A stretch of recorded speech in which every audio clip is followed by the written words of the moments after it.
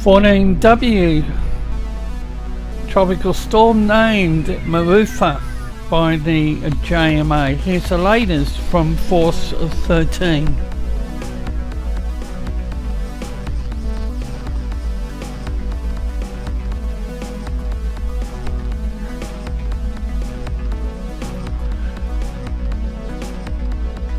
The tropical storm is located 17.3 degrees north, 132.9 degrees east, it's 45 knots, central pressure is 997 millibars, but is to undergo rapid intensification. The Super Typhoon Warning Center has the tropical storm peaking on the 11th, 120 knot winds gusting to 145 knots. The center's information provides some interesting reading. The system has tracked westward over the last 12 hours along the southern side of an elongated low to mid-level subtropical ridge to the north. This general motion is expected to continue for the next 12 hours, but then the system is expected to turn sharply northwest as the steering ridge builds south of Honshu and reorients to a more southeast to northeast axis. However, after 72 hours, the steering pattern weakens slightly and then the system turns sharply poleward and accelerates into the East China Sea as the steering ridge erodes to the east, ahead of a very deep upper level trough moving in from the west. In the short term, the convergence aloft to the northwest and persistent mid-level shear, 15 knots, means the system will be slow to consolidate, and intensification is expected to be rather slow for the next 12 hours. And considering the time of the day, then the gloves come off, as it will increase in intensity. Track guidance is in overall a good agreement on the overall scenario, with deterministic guidance trackers gradually spreading to a modest 135 nautical miles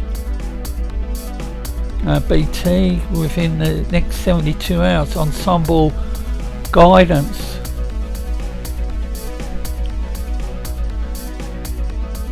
shows a bit more spread during the first 72 hours, with the ECMWF ensemble in a particular showing a fairly large fan of potential tracks. The deterministic envelope is constrained by the JGSM on the right and the UK Met and NAFGEM on the left. In the extended forecast period, the guidance shows increased uncertainty with the cross and JTWC forecast lies a bit to the left of the consensus mean, closely tracking the ECMWF through the first 72 hours with high confidence. Low confidence decreases around the 120 hour mark, and with the disagreement between the models, we could see I think a spread of 300 nautical miles.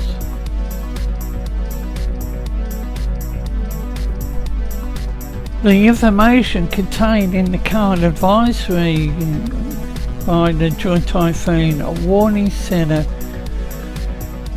generates some uncertainty on the rapid intensification side of the system, adding also that the system's track is close to where the Super Typhoon was last week, so the tropical storm will encounter weaker sea surface temperatures. Wind shear, as mentioned, 15 knots, and after around the 120 hour mark, some uncertainty. The HWRS says a peak of at 120 knots.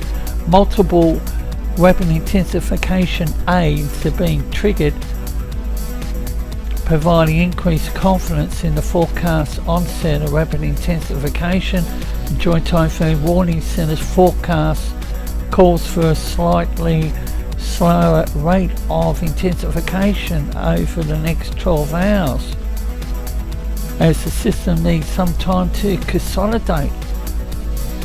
For there on out, the JTWC's forecast tracks the RI guidance and matches the peak intensity of the HWRF and the COAMS TC. And one needs to keep a close eye on this system, and we'll have more updates in the near future.